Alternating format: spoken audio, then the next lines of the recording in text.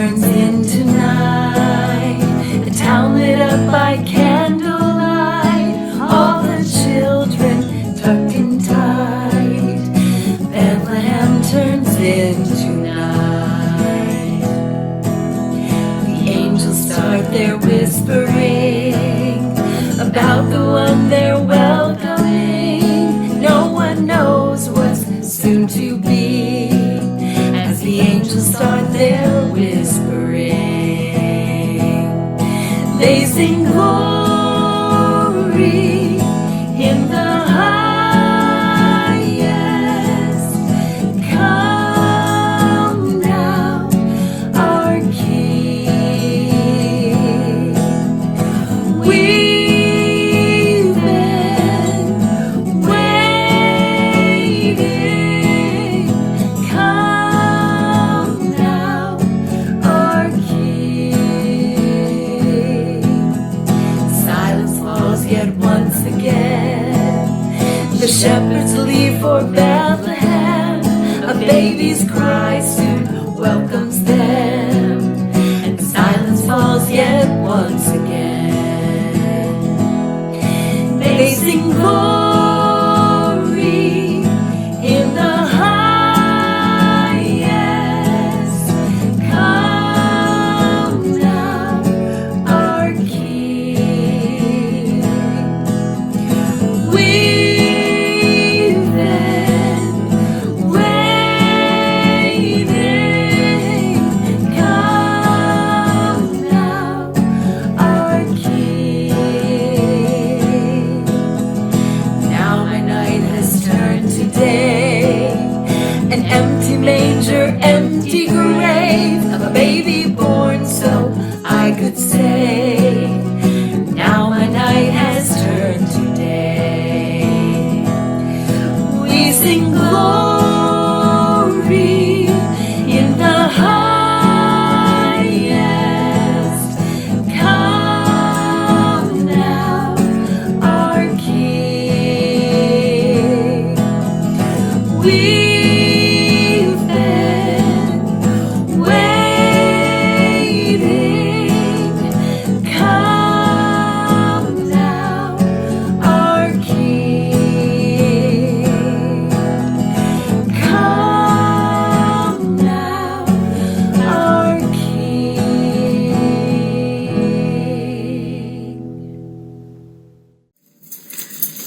Our scripture lesson comes from Psalm 148, verses 7 to 14, and I invite you to listen to the word of the Lord.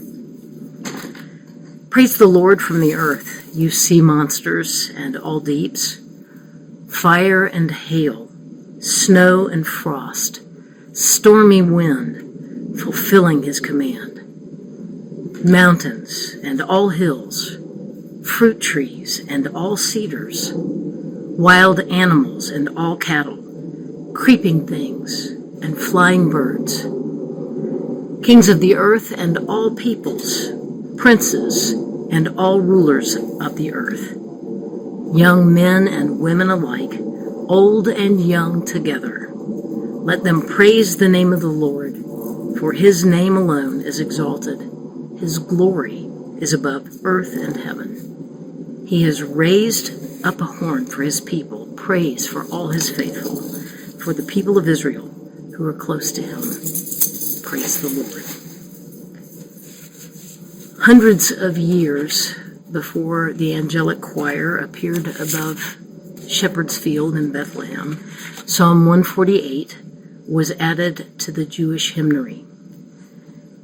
The first hearing of the heavenly song and Psalm 148 was separated by hundreds of years, and yet that angelic choir seems to echo many of the themes from this psalm. Glory to God in the highest heaven, and on earth, peace among humans, those he favors. This gift affects everything and everyone the angels announced. Though I began with verse 7 of this psalm, the first 6 verses model this heavenly choir. The psalmist invites the praise of the Lord from all heavenly places. In the heights, all of his angels, all of his heavenly host. Does that sound familiar? And then sun, moon, shining stars, praise the Lord. In verse 4, the psalmist writes, praise him, you highest heavens. So those first 6 verses are consumed with the praise of heaven. And then it drops down to verse 7 and calls everything on earth to praise God. It is such a curious roll call.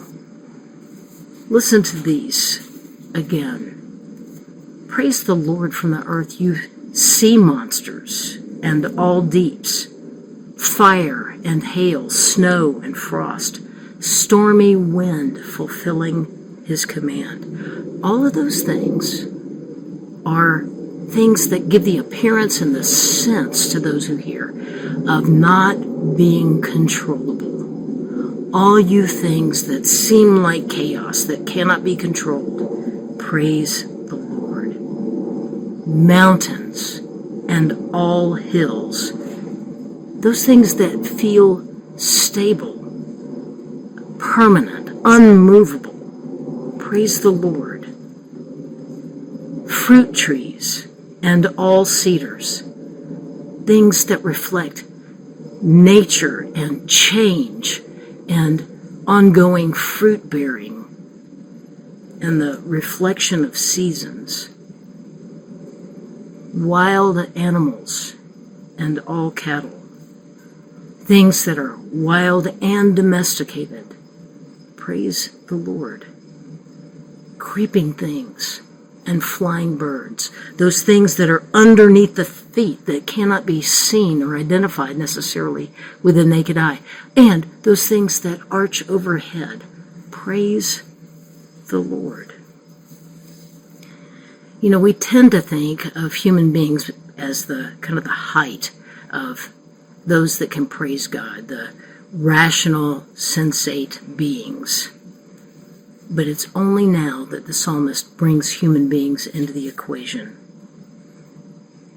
Verses 11 and 12, kings of the earth and all peoples, princes and all rulers of the earth, those who have power, kings, princes, all rulers, those who wield authority, praise the Lord, but not just them, all peoples. Does that also ring familiar with the Christmas narrative? Let everything and all people praise the Lord. And then he enumerates what that looks like. Young men and women alike. Remember, this is to a patriarchal culture. Young men and women alike, old and young together, all genders, all ages, come in chorus and praise God. The internationally acclaimed composer and conductor Leonard Bernstein embodied this summons. His earliest known composition was the setting for Psalm 148. It was written for voice, particularly soprano, and piano. He was 17 years old. He embodied this, all ages praising God. In verse 13, the psalmist says, let them praise the name of the Lord, everything that he's just named. Let them praise the name of the Lord, for his name alone is exalted. His glory is above earth and heaven. So how do we do this? How do we praise the Lord? All these things in creation, everything that falls under the thumb of the Lord God. By living into what we were created to be. Stars shine. Winds blow. Trees bear fruit and change with the seasons. Birds fly. And when we humans bring all of our selfness to God. We praise God's name, God's character, God's worthiness. This Christmas season, let everything in heaven and on earth join this ancient song. The God who gives the Messiah is deserving of praise. Friends, let's bring all of our selfness, all of our humanity into the presence of God and offer it. And heaven and nature sing.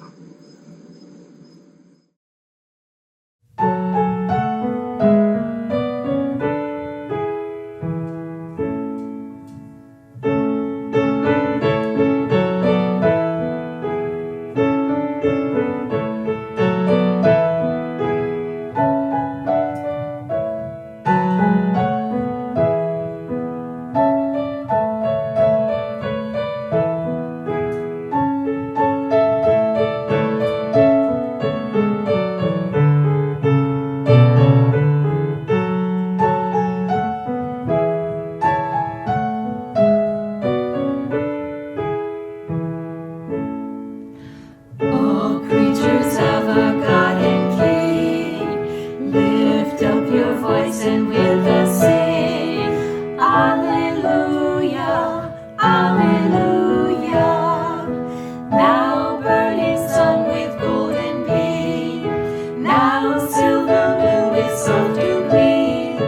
Oh, praise Him, oh, praise Him. Alleluia, alleluia. Alleluia.